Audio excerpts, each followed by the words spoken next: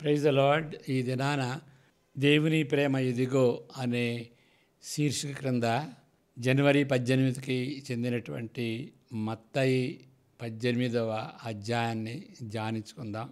మొదటి 6 వచనాల్లో ఉన్నటువంటి సత్యాన్ని మనం తెలుసుకుందాం.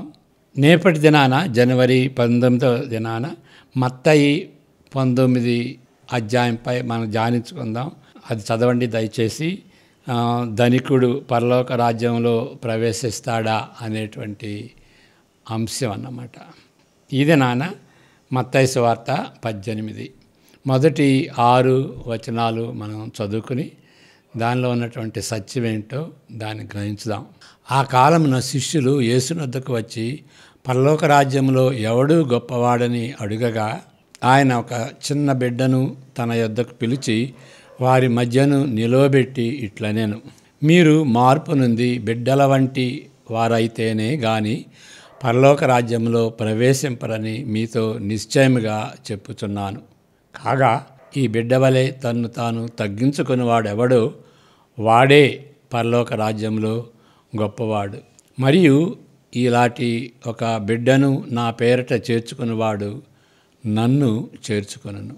నాయందు విశ్వాసముంచు ఈ చిన్నవారిలో ఒకనిని అభ్యంతరపరచువాడెవడో వాడు మెడకు తిరుగటి రాయి కట్టబడిన వాడై మిక్కిలి లోతైన సముద్రంలో ముంచివేయబడుట వానికి మేలు. ఇక్కడ దీన్ని అర్థం చేసుకోవాలంటే ఒక బైబిలు ఇంటర్ప్రిటేషన్కి చెందినటువంటి ఒక సూత్రాన్ని మనం గమనించాలి. అదేంటంటే ఐడెంటికల్ ఎనాలిటికల్ అంటే ఎనాలజీ అంటే పోల్చడం, సారూప్యత. రెండు విషయాల్ని మనం పోల్చినప్పుడు, ఒకదానితో ఒకటి పోల్చినప్పుడు దేన్ని బట్టి ఏ విషయంలో అవి పోల్చబడినవి దాన్ని ప్యారలల్ అంటారన్నమాట. ఒకదానిలో ఉన్నటువంటి ప్యారలల్ రెండో దానిలో ఏంటి, ఏ విషయంలో పోల్చబడింది అనేది. ఇప్పుడు ప్యారలల్ అంటే ఒక విధంగా మ్యాథమెటిక్స్లో ప్యారలల్ అంటే ఆ విధంగా అంటారు. ఐడెంటికల్ అంటే సమానం, ఎగ్జాక్ట్లీగా సేమ్. ఇప్పుడు ఐడెంటికల్ ట్విన్స్ అంటాం కదా మనం, దాన్ని మ్యాథమెటిక్స్లో ఇట్లా అంటారు.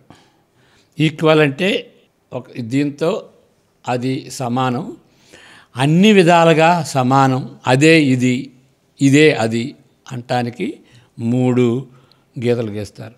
ఇది ఈక్వల్ అంటాం, ఇది ఐడెంటికల్ అంటాం.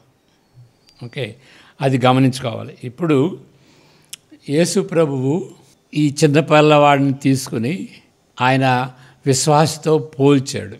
ఏంటి, ఏ విషయంలో పోల్చాడు అది తెలుసుకోకపోతే మనం దీన్ని తప్పుగా అర్థం చేసుకుంటాం. ఏ విషయంలో పోల్చాడు, ఏ విషయంలో పోల్చలేదు.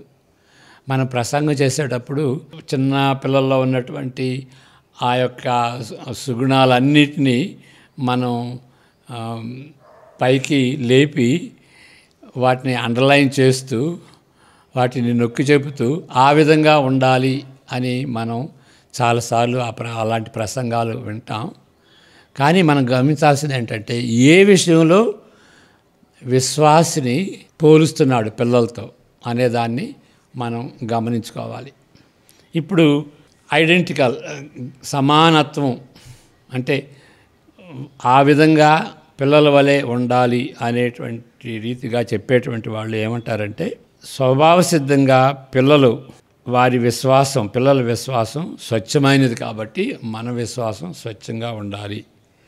కానీ ఇక్కడ ఏంటంటే పిల్లల వలె మీరు ఉండాలని అంటే ఆ వలె అనేది తీసేసి పిల్లల్లాగా ఉండాలి. పిల్లలేంటి, స్వభావ సిద్ధంగా వారి విశ్వాసం స్వచ్ఛంగా ఉంటుంది అనేటువంటి దాన్ని చెప్తారు. ఒక విధంగా స్వభావ సిద్ధంగా వారి విశ్వాసం స్వచ్ఛంగా ఉండదు. స్వభావ సిద్ధంగా మనం పాపులవి, అయితే స్వభావ సిద్ధంగా వారు పాపులు కాదు అన్నట్లుగా వారి విశ్వాసంలో స్వచ్ఛత ఉన్నది అన్నట్లుగా చెప్తారన్నమాట. ఇంకా స్వభావ సిద్ధంగా మనకంటే వాళ్ళకి దైవజ్ఞానం ఎక్కువ అని ఆలోచిస్తారు. మనకి పిల్లల ఎడల ఉన్నటువంటి ఆ యొక్క ఆప్యాయతను చూయించుతూ వారిలో ఉన్నటువంటి మంచి గుణాలని సుగుణాలని మనం ఎత్తి ఆ విధంగా ఉండాలి మనం అని అంటాం. అదే కాదు, కొన్నిసార్లు ఏమిటంటే ముఖ్యంగా పిల్లల మధ్య పనిచేసేటువంటి వాళ్ళు, చైల్డ్ ఎవాంజలిజం ఫెలోషిప్ లాంటి వాళ్ళు తరచుగా ఏమంటారంటే చిన్నపిల్లలదే పరలోక రాజ్యం అంటారు. యేసుప్రభు చిన్నపిల్లలది పరలోక రాజ్యం అనలేదు. అంటే పెద్దోళ్ళకి పరలోక రాజ్యం లేదా, చిన్నపిల్లల లాంటి వారిదే. కాబట్టి దీన్ని ఏ విధంగా అర్థం చేసుకోవాలి? ఒకటేంటంటే సందర్భం ఏంటి అంటే, శిష్యులు ఎవరు గొప్పవాడు, పరలోక రాజ్యంలో ఎవరు గొప్పవాళ్ళుగా ఉంటారు అనేటువంటి ఆ డిస్కషన్లో వాళ్ళు ఉన్న కారణంగా యేసుప్రభు విశ్వాసి ఆ విధంగా ఉండకూడదు, పిల్లవానిగా వలె ఉండాలి అని. ఏ విధంగా పిల్లవానిగా ఉండాలి అనేది అది ఇక్కడ చాలా క్రూషియల్ అన్నమాట. పిల్లలు ఇతరులపై ఆధారపడేటువంటి జీవులు. రెండవదిగా ఎవరు గొప్ప అనేటువంటి తర్కంలో వాళ్ళు పడరు, వాళ్ళు ఆలోచించరు. ఇప్పుడు పేదవాళ్ళైనా వాళ్ళు ధనికులైనా కానీ వాళ్ళ పిల్లలు అందరూ కలిసి ఆడుకుంటారు. నలుపోళ్ళైనా తెలుపోళ్ళైనా కానీ ఎవరు గొప్ప అనేటువంటి ఆ ఆలోచన వారికి ఉండదు.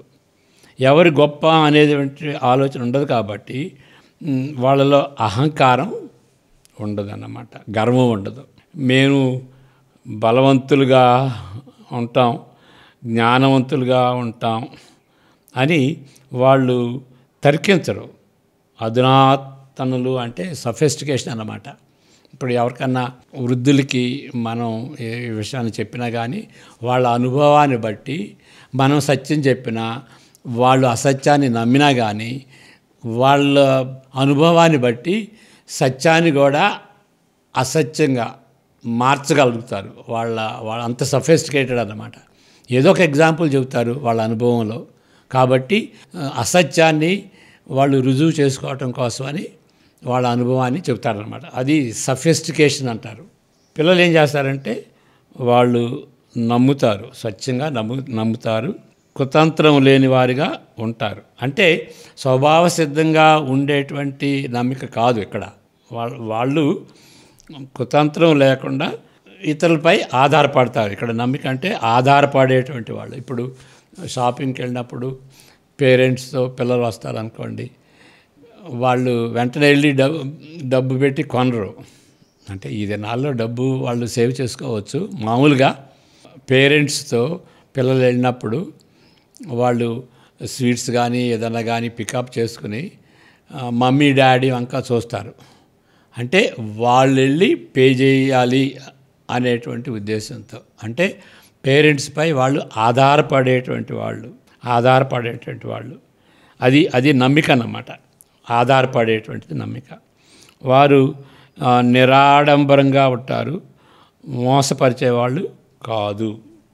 ఇవన్నమాట ఈ పిల్లల్లో ఉండేటువంటి ఈ ట్రైట్స్లో, ఈ తీరులో ఉండేటువంటి వాళ్ళ ప్రవర్తనను బట్టి, వాళ్ళ ఆలోచన తీరును బట్టి యేసుప్రభు ఒక పిల్లవాడిని మాదిరిగా చేశాడన్నమాట. అది చివరికి ఏమంటాడంటే, ఎవరైతే యేసు ప్రభువుని విశ్వసిస్తారో వారిని అడ్డుపరచకూడదు. అడ్డుపరిచేటట్లయితే వాళ్ళు పరలోక రాజ్యంలో ప్రవేశించకుండా వాళ్ళని అడ్డుపెట్టినట్టుగా ఉంటుందన్నమాట. కాబట్టి విశ్వాసుల్ని వీరితో ఆ విధంగా పోల్చబడ్డారు. అంతేగాని స్వభావ సిద్ధంగా పిల్లలు దైవ జ్ఞానంలో ఎక్కువ ఉన్నది, వాళ్ళకి విశ్వాసంలో స్వచ్ఛత ఉన్నది అనేటువంటి పోలికలు కాదు. ఎప్పుడైతే బైబిల్లో పోల్చుతారో, అంటే సారూప్యత, అనాలజీ అంటాం, పోల్చుతారో, ఏ విషయంలో పోల్చారు అనేది మనం గమనించాలి. లేకపోతే మన వార్త, మన మెసేజీ, మన ప్రసంగాలు మనకి ఇష్టం వచ్చినట్టుగా వాటిని ట్విస్ట్ చేస్తాం. అదేవిధంగా ఎప్పుడైతే పోలికలు ఉంటుందో, ఏ విషయంలో పోల్చబడింది అనేది అది మనం గమనించాల్సినటువంటి విషయం. కాబట్టి ఇక్కడ చివరిలో ఏమున్నదంటే దేవుని రాజ్యములో గొప్పతనాన్ని ప్రతిబింబించే చిత్రము సూచించబడినది. ఇక్కడ మన అహంకారానికి దెబ్బతీసేదిగా ఉంటున్నది, గర్వాన్ని అణచివేస్తున్నది, స్వార్థపూరితమైన ఆకాంక్షలను అవమానపరిచేటువంటి రీతిగా పిల్లలు ఉంటారు. ఈ సారూప్యతను తప్పుగా అర్థం చేసుకొనక సరైన రీతిలో అవగాహన చేసుకుంటూ అన్వయించుకుని ఆచరించే విషయాలు ఇదే కాదు, ఎన్నో ఉంటున్నవి. ఎప్పుడైనా సరే అనాలజీ ఉన్నప్పుడు ఆ విధంగా మనం ఏ విషయంలో పోల్చబడింది అనేది మనం గ్రహించాలి. ఇప్పుడు చూడండి, ప్రకటన గ్రంథంలో ఒక విధంగా వధింపబడిన గొర్రెపిల్ల అనేది మనం చాలాసార్లు అక్కడ ప్రకటన గ్రంథంలో చూస్తాం. 4వ అధ్యాయంలో యోహాను గ్రంథకర్త సువార్త రాసినటువంటి ఆయన ప్రకటన గ్రంథాన్ని కూడా రాశాడు కదా, ఆయనకి దూత ఏం చెప్పిందంటే, నువ్వు ఏడవద్దు యోహాను, ఎందుకంటే ఈ కొదమసింహం, యోధా కొదమసింహం ఉన్నది, ఆయన ముద్రలను విప్పగలడు, దేవుని యొక్క ప్రణాళికను కొనసాగించేటువంటి ఆ యొక్క ముద్రలను విప్పగలడు, కాబట్టి నువ్వు ఏడవనవసరం లేదు అని అంటే, ఎవరు ఈ సింహం అని వెనుక చూసినప్పుడు ఆయన ఏం చూస్తాడు? ఆయన సింహాన్ని చూడడు, గొర్రెపిల్లని చూస్తాడు. ఓకే, అక్కడ ప్రకటన గ్రంథంలో వధింపబడినటువంటి గొర్రెపిల్ల. కాబట్టి అది యేసు ప్రభువుని ఇక్కడ 2 విధాలుగా పోల్చారు.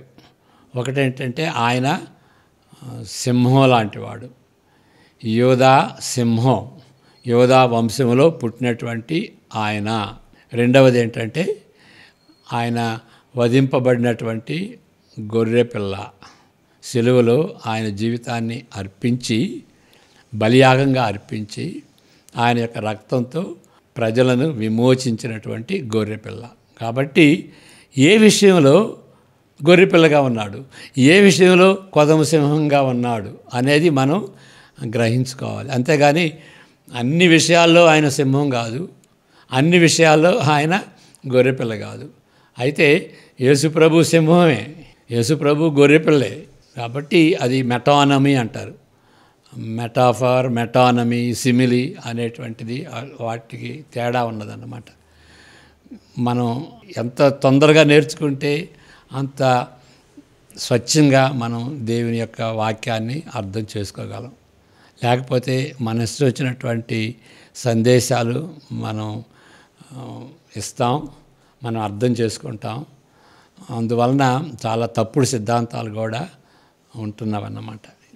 అది సందర్భాన్ని బట్టి ఏ సందర్భంలో యేసు ప్రభు చెప్పాడు, ఆ సందర్భానికి తగినట్టుగా ఆ యొక్క పోలిక ఉంటున్నది అని మనం గ్రహించుకోవాలి. కాబట్టి ఆ విధంగా పోల్చుకుని ఎవరు గొప్పవాడు అని పోల్చుకోనటువంటి జాతి ఎవరంటే పిల్లలు.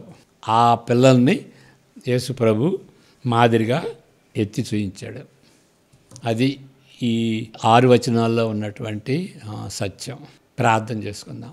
యెహోవా నిన్ను ఆశీర్వదించి కాపాడును కాక, తన ముఖకాంతిని నీపై ప్రకాశింపచేసి నిన్ను కరుణించును గాక.